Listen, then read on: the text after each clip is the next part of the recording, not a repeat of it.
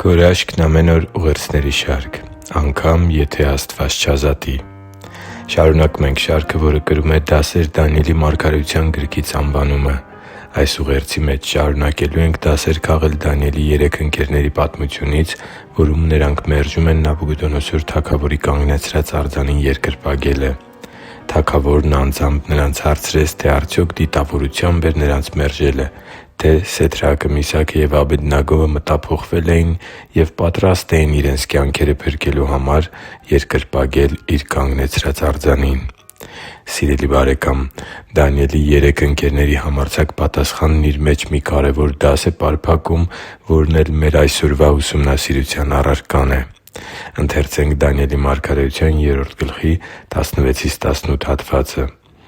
«Սեդրակը, Միսաքը և Աբեդնագովը պատասխանեցին թագավորին և ասացին. «Այս բանի համար հարկ չկա քեզ պատասխան տալու, ո՛վ Նաբուգոդոնոսոր։ Ահա մեր Աստվածը, որին մենք պաշտում ենք, կարող է մեզ ազատել կրակով բորբոքված հնոցից, քո ձեռքից ևս, ով թագավոր նա կազատի մեզ։ Իսկ եթե ոչ, ապա իմացիր, ով թագավոր, որ քո աստվածներին մենք չենք պաշտելու և քո կանգնեցրած արձանին չենք երկրպագելու»։ Դանիելի 3 ընկերները հավատում էին Տեր Աստծու ամենակարող լինելուն։ Նրանք համոզված էին, որ Աստված կարող է իրենց ազատել անգամ կրակի հնոցից։ Միակ բանը, որում նրանք համոզված չէին, այն էր, որ վստահ չէին՝ արդյոք Աստծու կամքն է նրանց գերբնական փրկությունը այրող կրակի ճիրաններից,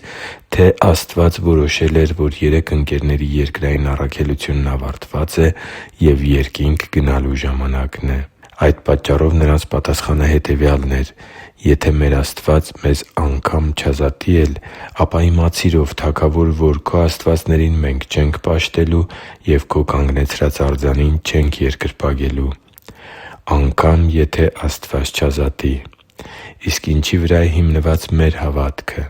Հանուն ինչի՞ ենք մենք պաշտում Աստծուն։ Արդյոք մենք հավատո՞ւմ ենք Աստծուն՝ հիմնվելով Նրա Խոսքի բացահայտած ճշմարտությունների վրա։ Արդյոք մեր սերն առ Աստված այս երկրային կյանքում Նրանից ունեցած մեր ակնկալիքի՞ց է բխում, թե հավատում ենք Աստծուն, որովհետև Նա մեր Արարիչն է, Փրկիչն ու մեր երկնային Հայրը։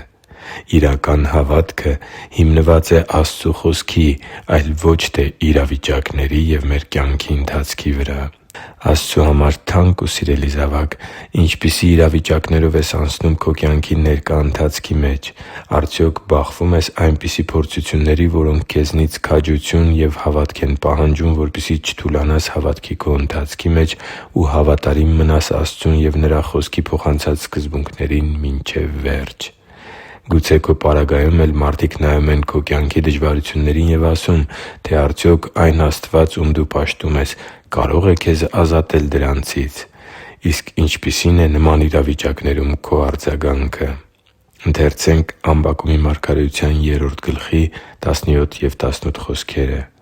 «Թեկուզ թզենին չծաղկի,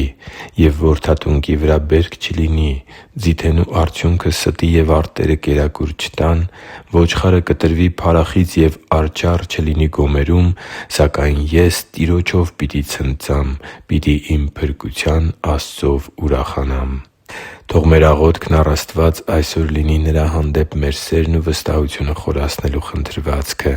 որպեսզի ճանաչենք ու հավատանք Տեր Աստծու բարի, հաճելի ու կատարյալ կամքին և երբե՛ք չպաշտենք Նրան մեր սեփական շահից ելնելով, այլ մեր նվիրումն ու հավատարմությունը մղի մեզ հանուն Նրա ապրելու անգամ այն դժվարագույն ժամանակներում, երբ ամեն բան մեր դեմ է, և մենք չգիտենք, թե հաջորդ պահին մեզ հետ ինչ է տեղի ունենալու։ Աղոթում եմ, որ երբե՛ք չմոռանանք Դանիելի 3 ընկերների հավատքի պատասխանը.